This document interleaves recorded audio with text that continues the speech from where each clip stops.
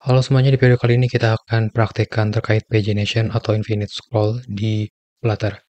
Silakan teman-teman bikin project baru dulu di sini. Saya menggunakan Flutter yang terbaru yaitu versi 3.27 yang Dart-nya itu versi 36. Nah, di sini. Untuk ngeraninya kita akan gunakan di sini saya pakai Android emulator, tapi kalau teman-teman mau pakai real device silakan. Kita mulai dari menambahkan package HTTP untuk akses ke internetnya. Oke, nah sebelum mulai ada yang harus teman-teman persiapkan. Di sini nanti saya akan gunakan snippet code. Untuk snippet code-nya, root resource-nya, teman-teman bisa cek ke bagian sini. Terus untuk setup, di sini ada resource-nya, teman-teman tinggal buka, terus download, terus setupkan ke VS Code teman-teman. Ada cara instalasi dan cara penggunaannya juga. Untuk contoh-contohnya di sini sudah ada.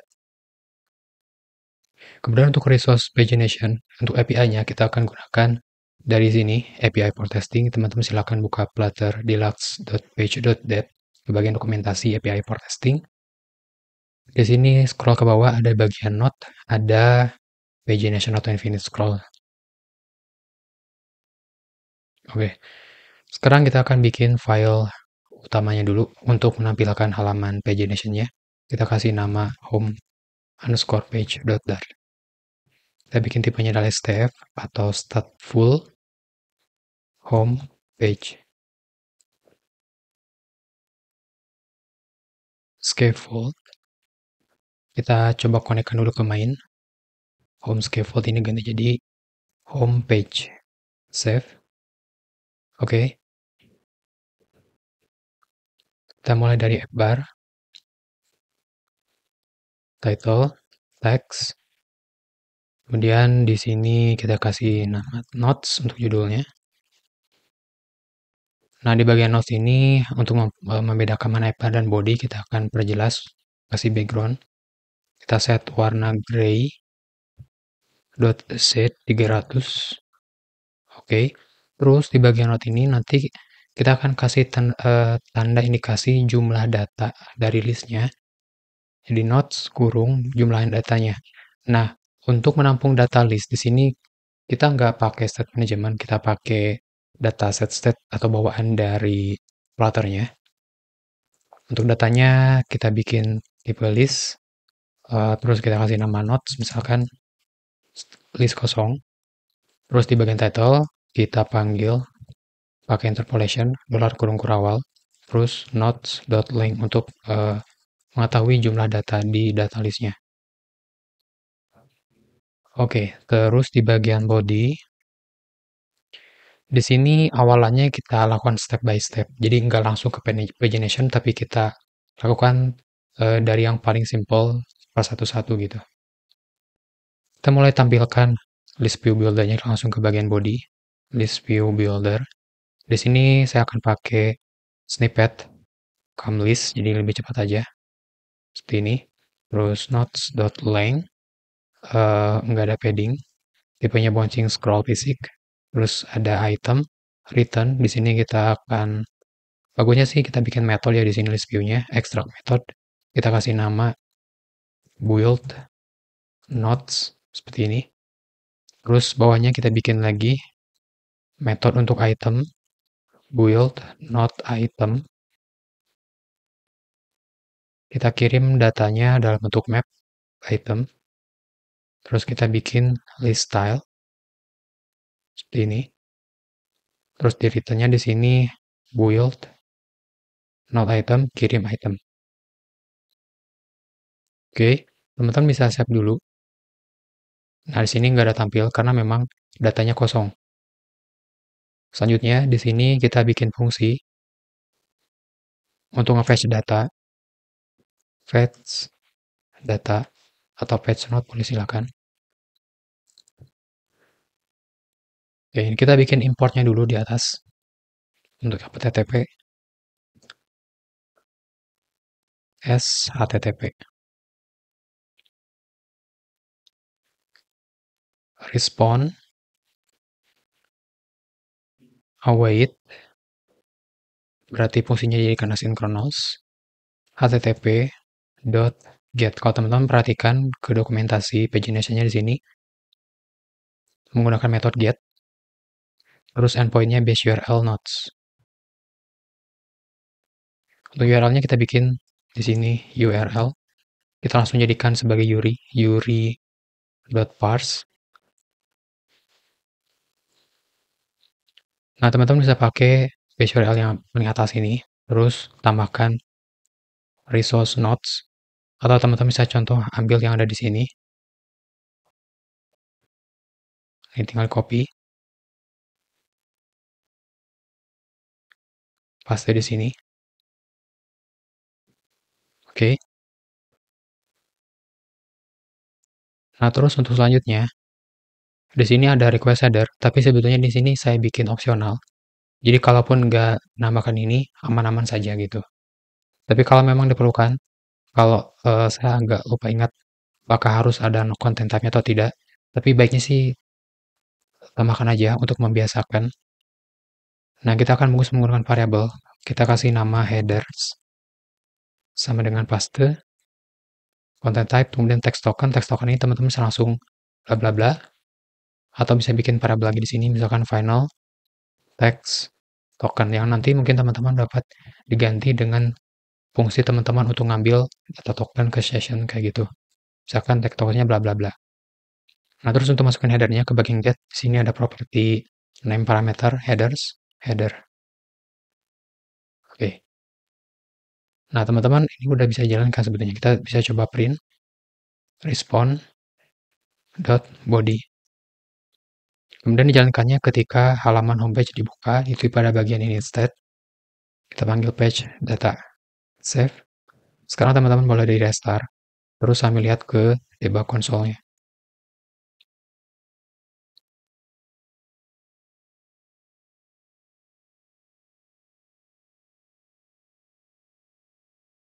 Oke, di sini sudah muncul ya data respon body-nya. Berarti sudah ke get. Ini kita hapus.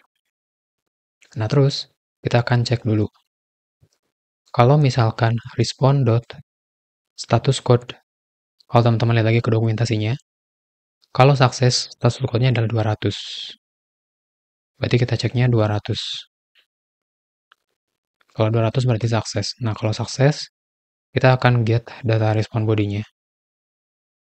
Kemudian di code.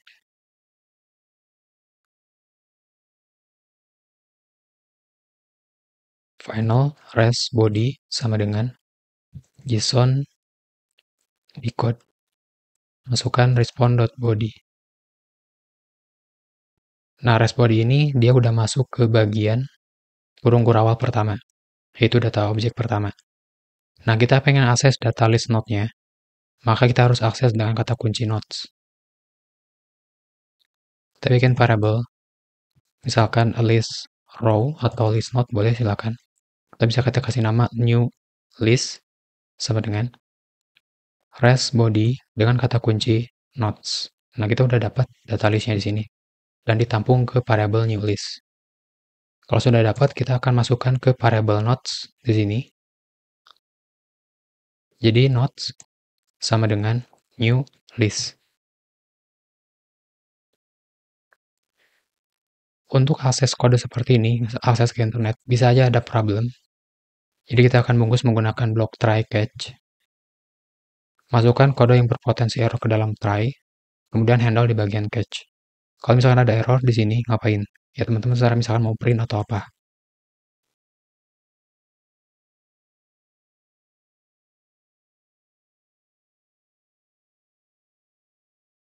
Oke, save. Sambil lihat konsol, di restart lagi.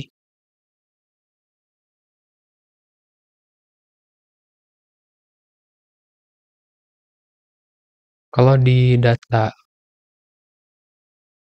di sininya harusnya sudah masuk ke notes. Tapi di sini belum ada karena kita masih kosong untuk di list style-nya, belum ada apa-apa. Kita mulai dari pembuatan leading. Untuk leading kita akan bikin kayak circle numbering untuk ID-nya. Untuk layout-nya teman-teman bisa cek ke bagian widget. Kemudian ada avatar. Nah, di sini teman-teman boleh copy. kemudian pastekan di sini. Nah, untuk S-nya ini kita ganti item dengan kata kunci apa, atau teman-teman boleh bikin dulu pakai variabel. Misalkan final ID sama dengan item dengan kata kunci, teman-teman bisa cek lagi ke dokumentasi API for testing. Untuk bagian pagination, di sini datanya ID, integer, title, dan deskripsi string. Berarti ID, kata kuncinya ID. Terus kita bikin lagi untuk title, dan juga description. Di sini kita masukkan ID. Karena ID adalah integer, jadi kita akan bungkus pakai interpolation kayak gini di dalam data string. Kemudian pada bagian title, teman teks di sini saya pakai snippet code lagi. Datanya ambil dari title variable. Terus warnanya black 87. Untuk title copy paste bawahnya, rename propertinya jadi subtitle. Untuk datanya ambil dari description. Settingannya untuk styling bawaan. Oke, seperti ini. Kita coba save. Nah, sudah muncul ya di sini. Untuk bagian deskripsi, kita akan batasi 2 baris. Jadi di teks ini kita akan tambahkan max line 2, kemudian tambahkan overflow, text overflow ellipsis. Oke. Nah, di sini sudah muncul ya. Ini munculnya dari 11 sampai 20 karena di parameter sini kita ngambil last ID-nya itu 10. Jadi yang keambil datanya adalah setelahnya itu 11 sebanyak 10 data. Nah, ini kita akan ganti pakai variable. Jadi teman-teman di sini bikin variable integer last ID pertama 0, terus limit. Last ID adalah sebagai offset untuk pagination menggunakan ID, tapi dalam beberapa kasus backend yang lain bisa juga berdasarkan page. Untuk limit di sini jumlah datanya per halaman atau per pagination, misalkan kita tarik 10 data setiap request. Nah, kita ganti di bagian parameter 10 untuk last ID jadi dollar last ID, untuk limit jadi dollar limit. Save. Silakan teman-teman restart lagi. Jadi akan mengambil data ketika halaman homepage dibuka itu mulai dari ID pertama sebanyak 10 data, berarti dari 1 sampai 10.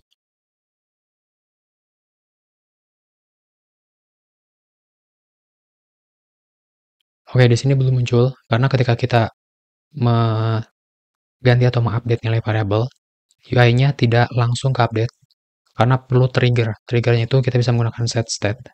Save. Nah, sudah muncul. Jadi ada 1, 2, 3, dan seterusnya. Untuk title biar lebih jelas di sini mungkin kita jadikan bold. Oke. Sip. Nah, ini udah 10 data keambil. Kalau sudah seperti ini, kita lanjutkan ke infinite scroll-nya di sini atau pagination-nya. Kita perlu scroll controller untuk mendeteksi apakah kita sudah nge-scroll ke bagian maksimum scroll-nya. Di sini kita bikin scroll controller.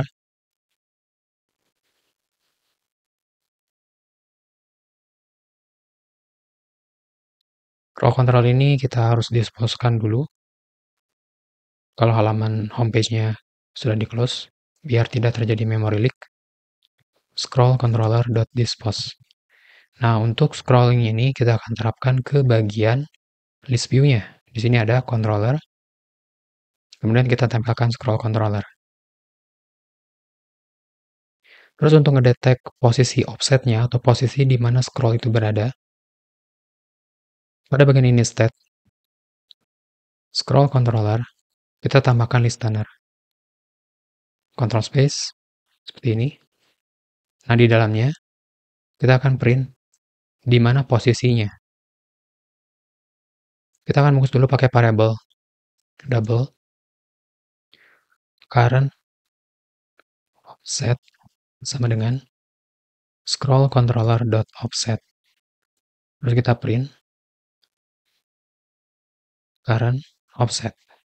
Untuk memperjelas, mungkin kita tambahkan seperti ini. Save. Sekarang kita restart lagi.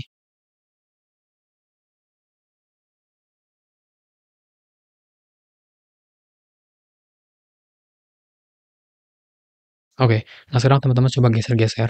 Nah, dia sudah muncul ya.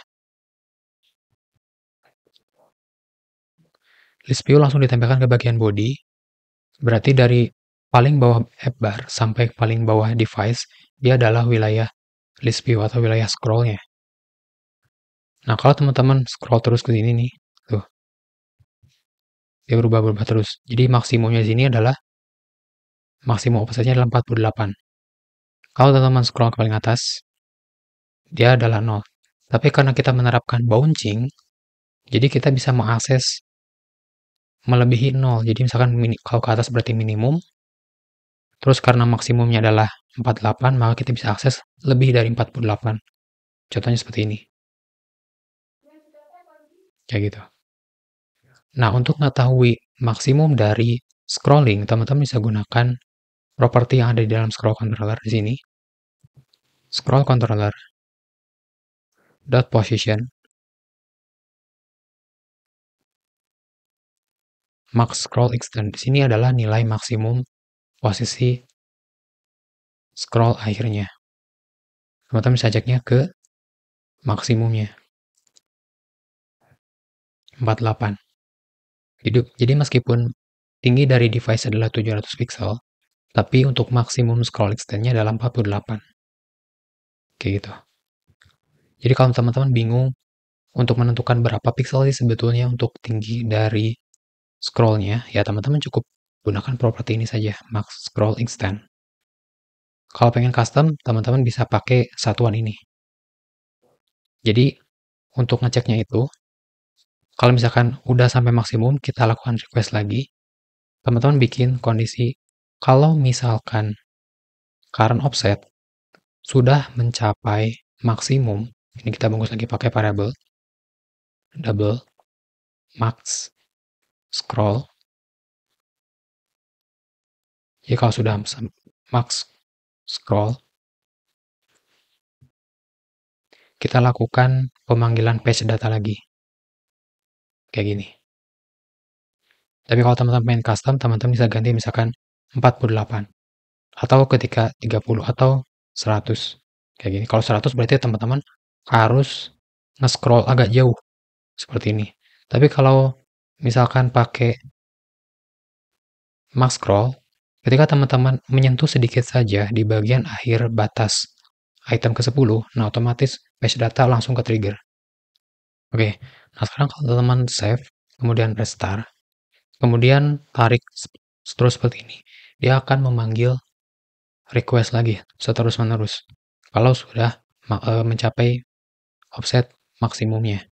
Hanya saja untuk datanya di sini tidak ada perubahan karena kita tidak melakukan penambahan, hanya mengganti, mengupdate.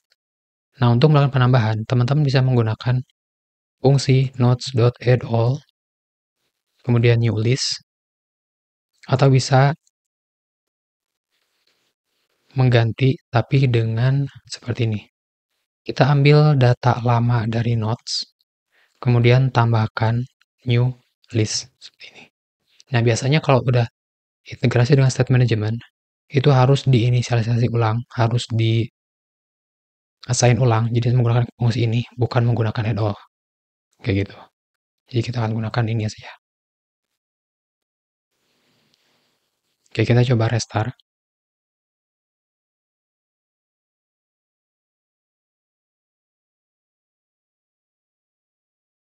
Oke, sudah terrestart. Ini sudah ke kondisi awal, 10 data. Kalau kita sampai di maksimum scrolling, nah dia udah nambah ya, jadi 20. Jadi udah nge-patch kedua kalinya. Kalau teman-teman scroll lagi, di sana ada nambah note 1, note 2, jadi diulangi lagi. Karena kita belum lakukan increment terhadap class ID. Jadi setiap kali memanggil data, class ID-nya selalu 0, yang berarti kita meminta data dimulai dari edit 1. Terus-menerus seperti itu. Nah, sekarang, kalau kita udah berhasil ngambil data, kita juga akan mengupgrade nilai dari last ID. Last ID, kita akan update nilainya, ambil dari item terakhir dari notes. Notes.last, kata kunci ID. Save, kita lakukan dari awal lagi, restart. Oke, sudah 10 data, ini inisialnya. Kalau kita scroll sampai di maksimum, kita tunggu, nah udah nambah 20, 10, 11, 12, 20. Kita udah maksimum tadi barusan, terus nambah lagi data selanjutnya, 21, 22, dan seterusnya kayak gitu. Nah, di sini untuk memperjelas proses page data atau infinite scrolling sedang berjalan, kita akan tambahkan kondisi state page-nya itu sedang loading atau sedang kayak gimana. Teman-teman bisa bikin variabel boolean loading, tapi saya lebih menyarankan untuk bikin class enum terkait state page request-nya. Misalkan di paling atas ini kita bikin enum, kita kasih nama page status. Yang pertama ada inisial atau init, terus ada loading, terus ada success, dan ada fail. Untuk success ada juga beberapa developer yang menamakannya kayak load kayak gini. Tapi kalau saya pribadi lebih prefer success. Karena fetch status ini bisa digunakan juga selain request data, tapi mengeksekusi data juga. Oke, lanjut. Nah, sekarang ketika fetch data di sini, awalnya kita akan mengupdate nilai fetch statusnya. Di sini kita bikin variabelnya dulu untuk fetch status. Fetch status, fetch status. Nilai awalnya adalah fetch status ini. Nah, ketika memanggil fetch data akan merubah nilai fetch status menjadi loading. Fetch status loading seperti ini. Kemudian set state untuk update ke UI nanti biar ditampilkan si loadingnya. Nah, kemudian di sini ketika berhasil juga sama fetch status sama dengan fetch status di sini sukses. Nah, untuk yang lainnya di luar if status code 200 apa gitu. Sebetulnya teman-teman bisa lebih spesifik lagi, misalkan kayak penamaan, kayak pengecekan, respond status code 400, misalkan di sini untuk error bad request. Fetch statusnya ini kita pindah ke paling awal. Kalau di sini fetch statusnya fail. Terus set state juga. Nah, terus kita akan tambahkan untuk message.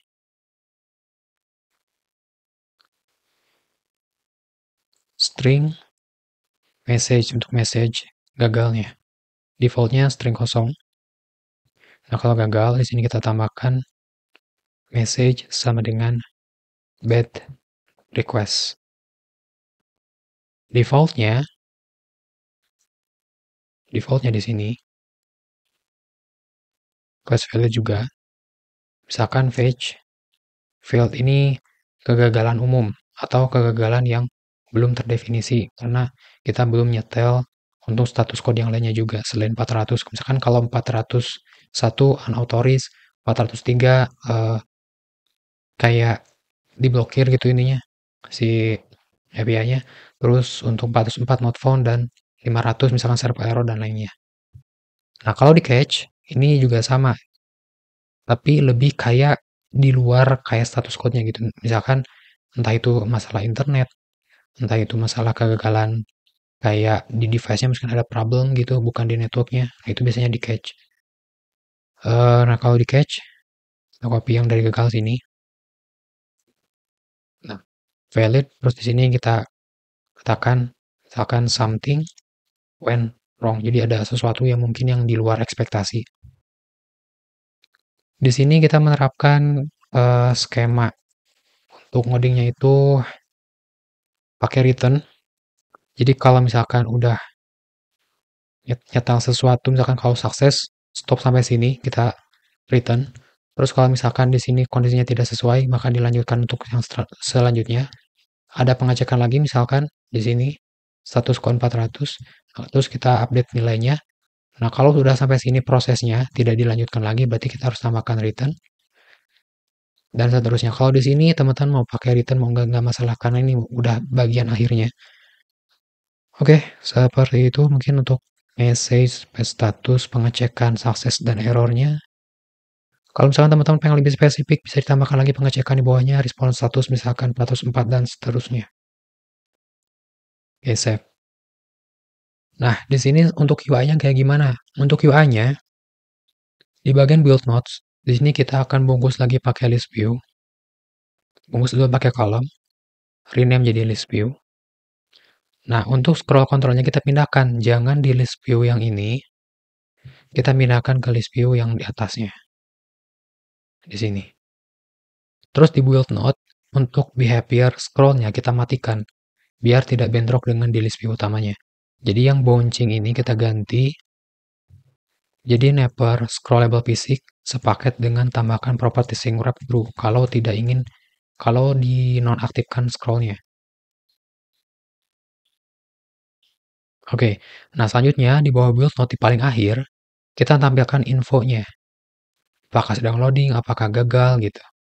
Build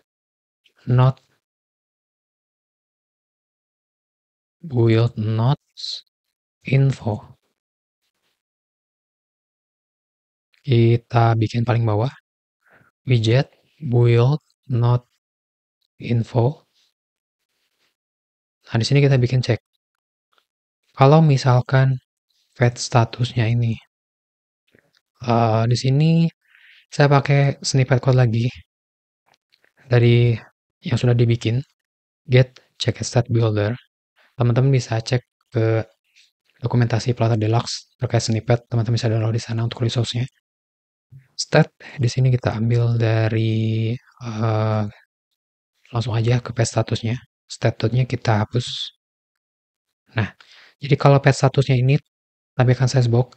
Kalau statusnya loading, tampilkan circular progress indicator. Terus kalau failed, kita tampilkan text message-nya karena apa. Nah, kalau sukses, kita tampilkan sizebox kosong. Kayak gini. Atau dalam arti lain, teman-teman bisa cukup kayak gini. Jadi init-nya ini dihilangkan. Nah, jadi cuma pengecekan loading sama fail.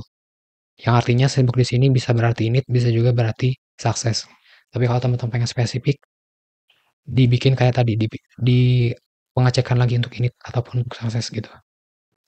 Ini untuk simpelnya kayak gini. Oke, teman-teman bisa save. Kita restart lagi. Oke, nah itu udah muncul tuh barusan loadingnya. 10 data inisial list node. Kita scroll, nah muncul tuh di bawah loadingnya. Maksimum lagi di sini, nah muncul. Biar lebih jelas, kita akan kasih padding biar agak luas untuk tinggi dari loadingnya. Di bagian center ini kita bungkus aja pakai padding. Ganti jadi simetrik untuk arah vertikal. Kasih 10 pixel ke atas dan ke bawahnya. Untuk message juga sama, kita bungkus lagi pakai padding.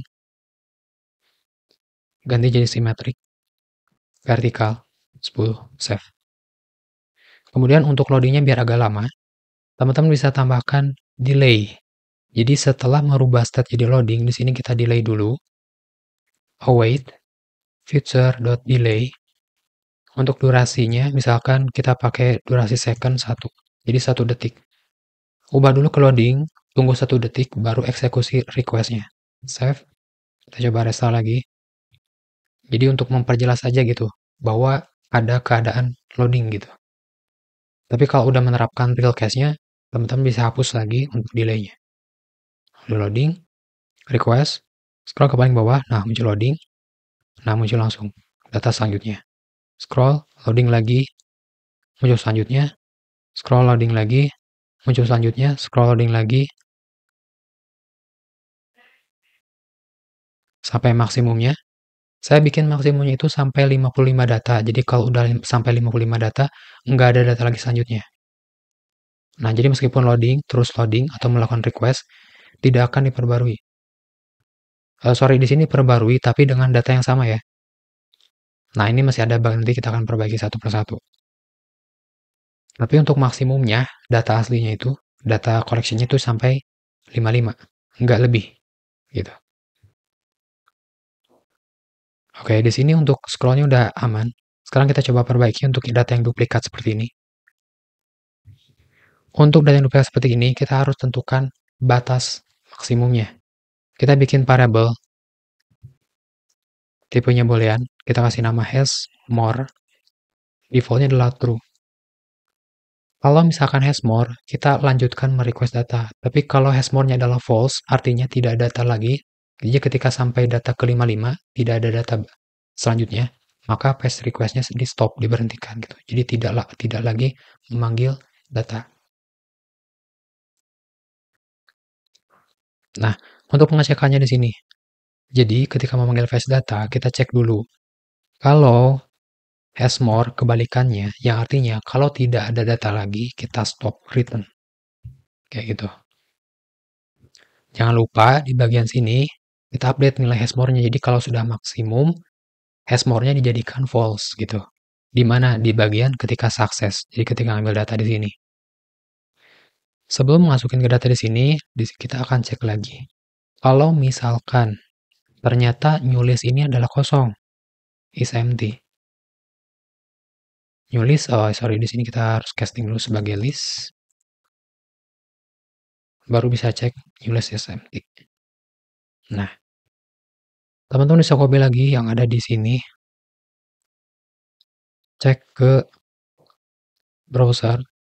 Nah, coba teman-teman ganti untuk kelas ID itu di posisi ID 50. Limitnya misalkan 10, kemudian enter. Nah, di sini muncul data. Sampai 55, berarti batas sampai 55. Padahal kan kita minta 10. Sekarang selanjutnya coba teman-teman di sini kelas ID-nya itu yang terakhir adalah 55. Kelas ID 55, kita minta data 10, enter. Nah, muncul notes empty list. Nah, ini yang kita cek sebagai batas hash more-nya. Jadi ketika new list-nya adalah empty, list kosong, maka kita stop, return, terus kita update nilai dari hash more menjadi false. Ini. Jangan lupa di set step. Kayak gitu. Terus untuk fetch statusnya juga kayak gini, jadikan fail. Karena sudah tidak ada data lagi gitu. Dijadikan fail biar ditampilkan di sini. Di notif infonya. Kalau ditampilkan di notif infonya berarti kita harus tambahkan lagi untuk message-nya kenapa? Karena fail di sini, message-nya itu no more data atau no more note gitu. Save. Oke, kita mulai restart lagi dari awal. Nah, sekarang harusnya sih sudah tidak ada lagi data yang duplikat dan maksimumnya adalah 55. Loading, mulai dari stat awal, ngambil 10 data, scroll, loading, ngambil data selanjutnya, 11, 12, 13, 17, di sini udah keambil 2 kali, 30, 20. Oh ya, sorry, di sini masih ada duplikat, tapi kita coba lihat dulu ke bawahnya. Nah, di sini ke bawahnya, ketika sampai data ke 55, class ID 55, ketika diminta data selanjutnya, sehingga menampilkan list kosong seperti ini, maka muncul status fail dengan message-nya adalah nomor data. Nah, di sini kita udah berhasil menampilkan batas akhir, tapi masih ada duplikat. Nah, masalah ada duplikatnya di sini adalah karena ketika keadaan masih loading, jadi kita coba restart dulu. Ketika meminta data gitu ya, infinite scroll meminta data belum selesai, tapi kita langsung melakukan request lagi. Jadi ada request yang sama dengan last ID yang sama sehingga ada data yang duplikat. Tapi kalau untuk kasus yang nomor datanya udah beres di sini untuk batas limitnya.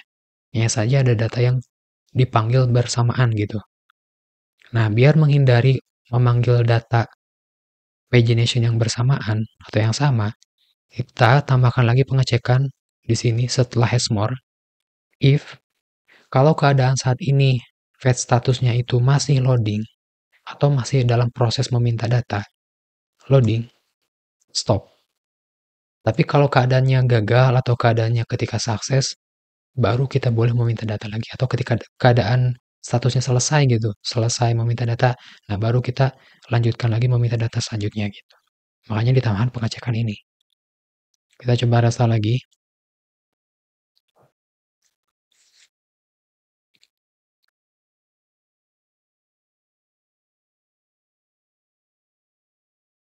Oke, loading. Muncul data stat pertama, 10 data. Scroll, nah ini loading.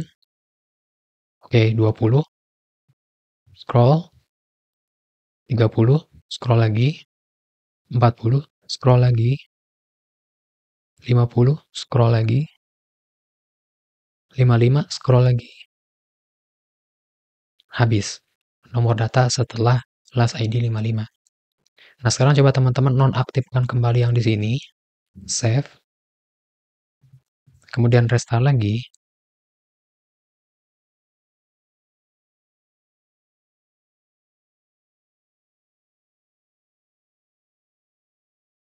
Nah, ketika teman-teman sampai maksimum, terus dilakukan istilahnya terus kayak gini nah. Nah, terus di scroll di maksimum. Scroll kayak gitulah. Jadi nggak berhenti. Jadi sedang loading, dia akan meminta data lagi. Dengan data saat ini yaitu artinya ada duplikat request gitu. Dan langsung ditimpahkan ke data variable list node-nya. Sehingga kayak gini lah. Jadi harusnya kan batasnya udah 55, di sini 90 karena ada data yang duplikat. Jadi kita harus bikin pengecekan kalau kalau statusnya masih loading, request-nya dibatalkan gitu. Tapi kalau sudah selesai loading, baru request-nya dilanjutkan. Jadi untuk menghindari user yang nge-scroll-nya secara terus-menerus gitu. Nah, terus-menerus gitu nge-loading. Dan itu bisa mengakibatkan duplikat request.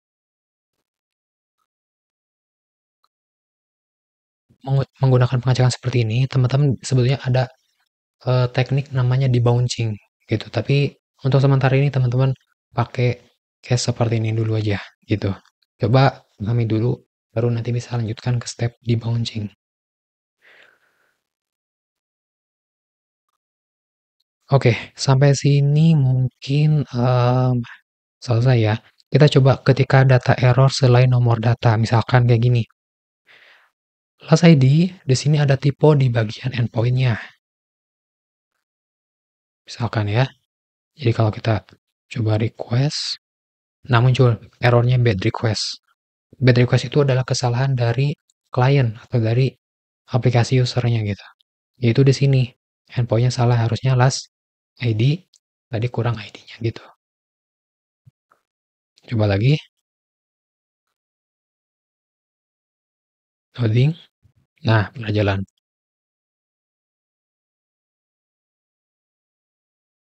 Selanjutnya kita akan terapkan refresh. Jadi ketika ditarik ke atas, ditarik ke bawah dari atas, kita akan melakukan refresh. Untuk widget refresh-nya, teman-teman bisa menggunakan refresh indikator di bagian list view body sini. Kontrol titik, rapid widget, refresh indikator. Kita pilih yang adaptif biar menyesuaikan sesuai platform. Kalau kita running di Android emulator, akan menggunakan desain guide material. Kalau kita running di iOS, akan menggunakan desain Cupertino. Synchronous. Nah, di sini bukan fetch data. Kalau fetch data akan meneruskan data selanjutnya. Nah, kita akan bikin lagi satu fungsi refresh di atas ini. Void refresh. Di refresh ini kita akan kembalikan nilai-nilai seperti class ID, limit, gitu, nodes, kembali ke keadaan awal. Nodes menjadi list kosong, last ID menjadi 0, limit mah tetap, terus untuk fetch status jadi fetch status init, terus message kembali jadi string kosong, dan hashmore menjadi true kembali. Seperti ini.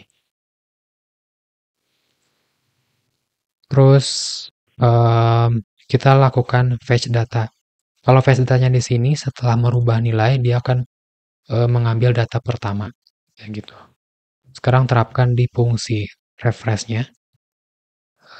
Mana tadi refresh indikator, fetch data ini ubah jadi refresh save.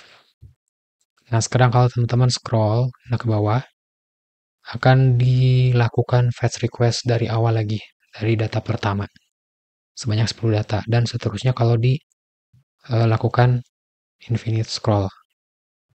Seperti itu. Oke, selanjutnya, kalau teman-teman perhatikan, keadaan satu state data list di sini itu dipecah ya, disebar dengan menggunakan beberapa variabel, ada nodes, ada last ID, ada limit, fetch status, message, more, dan lainnya gitu. Untuk data-data mungkin ada tambahannya. Gimana kalau dalam satu halaman itu ada beberapa state list digabungkan gitu. Di sini ada state node, terus ada state apa gitu. Berarti kan nanti kalau disebar kayak gini lebih banyak lagi. Nah, ada baiknya dibikin bundle gitu. Biasanya kalau teman-teman menggunakan implementasi state management, nah disarankannya juga dibikin bundle untuk state-nya itu. Untuk bikin bundle kita bisa menggunakan data class, jadi kita bikin kelas di atasnya misalkan, atau teman-teman bisa bikin file baru. Di sini saya bikin dalam satu file kan saja. Misalkan kelas namanya adalah not state. Nah, isinya apa? Isinya ada list, limit kayak gini, v1 size more. Copy, paste ke sini. Tambahkan depannya final.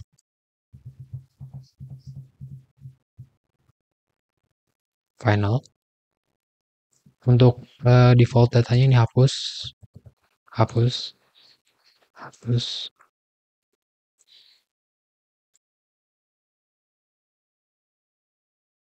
Nah, sekarang ini dibikin constructor.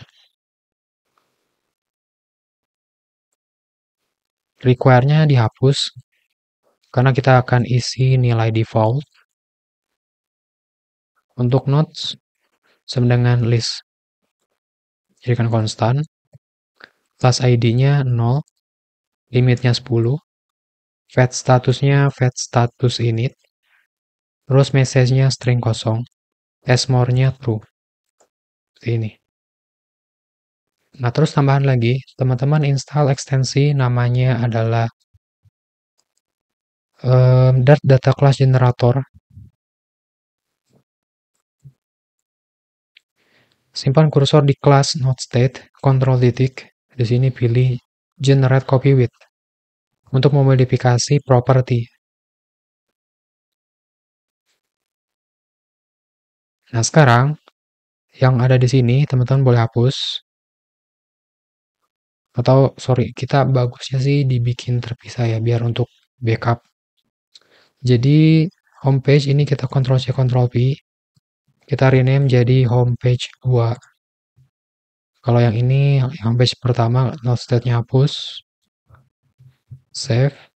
Nah, di homepage 2 node state, fetch status, di sini rename jadi homepage 2. Save. Terus di sini hapus. Untuk nodes list kita kasih namanya list aja kayak gini. Rename list. Oke, list. Di sini juga sama. List. Di sini list. Oke. Nah, terus kita bikin variable state-nya. Not state sama dengan not state constructor. Jadi ketika kita bikin not state constructor kayak gini, si propertinya sudah punya nilai defaultnya itu yang ini. Lanjut. Nah, sekarang ketika di refresh, untuk update-nya, jadi state sama dengan state.copyWith bla bla bla. Tapi kalau refresh mah langsung aja state sama dengan not state. Kayak gini. Ini sisanya dihapus. Nah, kayak gini. Lebih ringkas lagi.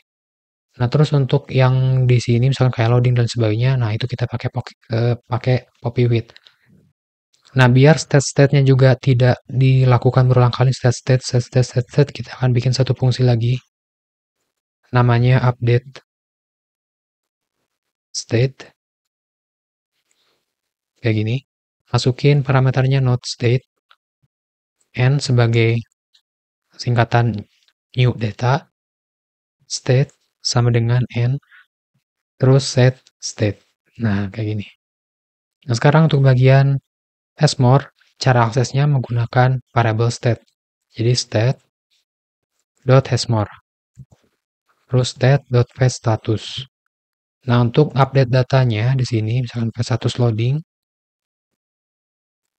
cukup panggil fungsi update state, n-nya kita ganti jadi state.copyWith, terus kita modifikasi untuk fetch status jadi loading. Nah, seperti ini.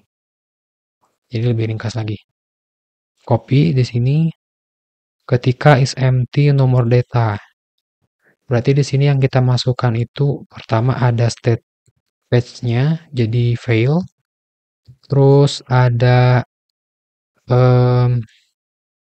hashmore-nya jadi false, terus ada message-nya copy yang nomor data ini, pindahin ke sini. Terus sorry, di sini hashmore sudah, fetch status sudah, oke, berarti sudah sampai sini. 3 properti yang dimodifnya. Kalau untuk sisanya last ID ini nggak diedit, tetap seperti itu. Lanjut, ini kita copy ketika suksesnya di bawah sini. Fetch statusnya jadi sukses sekarang. Terus untuk hashmore-nya hapus aja karena tetap true. Untuk message-nya teman-teman bisa ganti misalkan kayak gini. Success fetch. Terus untuk data nodes yaitu list. Teman-teman bisa bikin variable dulu di sini final. Terus kita kasih nama updated list atau updated node misalkan sama dengan, nah ini copy. Nah, untuk data lamanya akses dari state.list terus cascade operator new list ditambahkan, masukkan ke parameter list di copy with updated list. Nah, untuk class ID kita update di sini. Class ID-nya ambil dari updated list yang sudah digabungkan dari data list lama dengan data list yang baru dari hasil fetch request. Ambil data terakhir atau item terakhirnya dengan kata kunci ID. Oke, ini hapus. Nah, jadi sekarang lebih terstruktur, lebih rapi, state-state-nya hapus. Untuk file, kita copy yang ada di atas ini, copy, paste ke sini, message-nya bad request, copy. Di sini replace, hashmore-nya hapus saja. Statusnya fail, cuman ganti paste atau sama message. Ini kita copy paste lagi ke bawahnya. Di sini fetch fail. Terus di bagian catch something went wrong. Oke, seperti ini.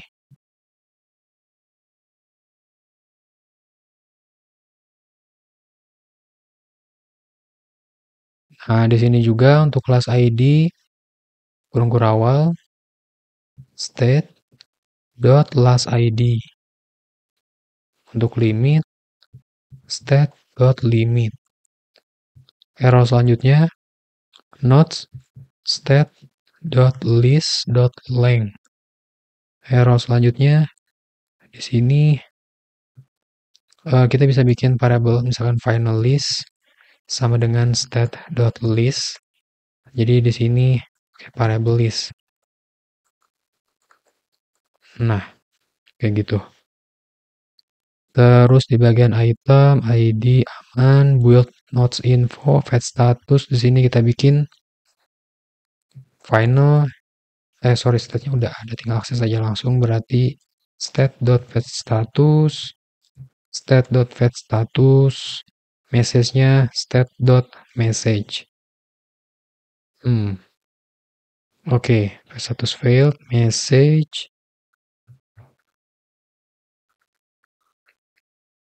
Oke, mungkin ada satu tambahan data yang kurang sepertinya ketika datanya masih kosong. Teman-teman bisa bikin pengecekan isempty. Isempty ini bisa teman-teman pindahkan ke status fail. Contoh seperti ini, new list.isempty, failed, terus nomor data, bisa juga pakai not yet data. Coba ke bagian build info. Nah, di bawah sini, teman-teman bikin pengecekan if state.list is empty. Copy yang di sini, Kongurawa paste, message-nya no notes yet, belum ada not. Save. Untuk ngecek yang di sini, teman-teman bisa masuk ke init state dulu. Init state. Nah, paste data pertama, komen. Kalau di restart, berarti keadaan awalnya itu listnya kosong dan tidak ada penarikan data gitu misalkan. Coba ini kita nonaktifkan juga. Restart. Jadi misalkan di database itu memang benar-benar kosong gitu. Nah, kalau misalkan ketika request ke database benar-benar kosong, nanti masuknya akan masuk ke bagian sini. No more data. Tapi kalau keadaan awalnya memang belum pernah dieksekusi, misalkan belum ada trigger meminta data, nanti si list itu dia masih keadaan kosong kayak gini, di mana tadi di list state, nah tadi, oh sorry, di sini harusnya nggak masalah kalau di listener. Yang penting di sininya di komentar. Di sini masih muncul karena di main kita belum ganti ke homepage 2. Ganti dulu ke homepage 2, import, save, restart. Memunculkan no notes yet. Karena di homepage 2, face data instead-nya tidak pernah dipanggil. Terus di sini juga scrollnya nggak aktif, nggak bisa di scroll. Jadi scroll listener nggak jalan karena nggak bisa di scroll gitu. Karena datanya itu cuma sampai sini aja. Kalau ini kita aktifkan, terus ternyata hasil responnya itu benar-benar empty, yaitu ketika pengecekan sini. Nah, nanti kalau seperti ini, yang munculnya itu bukan no node yet, tapi no more data. Gitu. Untuk amannya sih teman-teman bikin pengecekan kayak gini juga sih. Atau nanti si ini bisa dihapus, diganti, nanti sisipkan di bagian status gagal di sini. Ketika hasil akhir dari update list. Misalkan di sini update list ternyata kosong gitu. Bisa juga, misalkan jadi teman-teman di sini ini dihapus. Jadi ini cara pertama ditempelkan di sini, cara kedua dijadikan sebagai status gagal untuk kondisi awal belum ada data. Yaitu ketika berhasil sukses mau memasukkan ke sini update list. Teman-teman boleh dimasukkan dulu, kemudian dicek. Atau dicek dulu di sini. Boleh, mau dicek dulu silakan, mau dimasukkan silakan. Bagusnya sih, kalau menurut saya pribadi dicek dulu di sini, biar tidak ngehambur mengupdate UI gitu. Jadi sebelum update UI, kita cek dulu. Kalau data lama dan digabungkan dengan data baru, hasilnya adalah tetap kosong, ya berarti memang belum ada data di database-nya gitu. Is empty. Nah, teman-teman bisa pakai update state yang di sini, return, copy, paste, fail, jadikan sebagai fail, dan message. Di sininya no notes yet. Save. Jadi ketika hasil akhirnya adalah kosong, ya berarti ya itu datanya gitu, belum ada di database-nya. Untuk ngetesnya mungkin teman-teman bisa coba cek ke update nilai awal dari Last ID. Coba ke terakhir 55. Kita coba berarti harus manggil dulu ya di init state-nya diaktifkan. Init state. Oke, sudah diaktifkan. Restart. Oke, loading. Di sini keambilnya sebagai oh ya, nomor data. Enggak dilanjutkan karena ada return. Berarti pengecekan ini kita harus pindahkan ke paling awal. Non notes yet ini karena memang pengecekan ini untuk di awal aja. Kalau nomor data pengecekan list kosong untuk data-data selanjutnya ini memang khusus di bagian awal. Berarti ini kita cut ke paling awal itu berarti di bagian sini. Paste. Pengecekannya bisa sama kayak gini, new list. Tapi ada tambahan. Tambahannya adalah ketika nilai indeks atau last ID-nya adalah awal, itu 0. Dan state.lastID sama dengan 0. Baru no notes yet. Save. Sorry, di sini sih last ID tadi kita testing di bagian sini. 55 harusnya ketika 0 terus datanya kosong. Oh ya, karena memang dari API-nya memang selalu ada data gitu. Nah, kalau untuk ngetesting kita bisa hapus dulu untuk ada nilai new listnya sebagai list kosong. Di sini teman-teman bikin duplikat atas komentar, ini jadikan list kosong dulu, seperti ini. Nah, jadi ketika di save, kemudian restart, ke atasnya teman-teman jadikan 0 lagi ya, untuk keadaan awal last ID. Nah, muncul no notes yet. Tapi kalau sekarang pakai yang data sini, kemudian kita restart, bakal ada data dan nanti bakal pakai data yang ini nomor data. Jadi ketika kita scroll sampai ke maksimum note ID-nya setelah 55,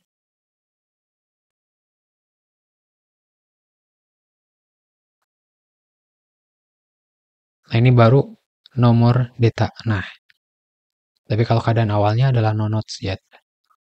Nah, ini teman-teman boleh pakai juga untuk yang homepage pertama, yaitu di posisi nomor data di atasnya di sini. Nah, berarti ini pet status message sampai state paste sini, more-nya hapus. Ini ganti no not yet. Oke. Message statusnya failed. Last ID kayak gini. Ya, sip. Save. Good. Kita akan testing juga untuk homepage pertama, berarti kita kembalikan lagi ke homepage pertama, bukan yang kedua, save. Di homepage pertama, teman-teman duplikat lagi untuk new listnya, atas komentar ini jadikan empty list, kemudian restart.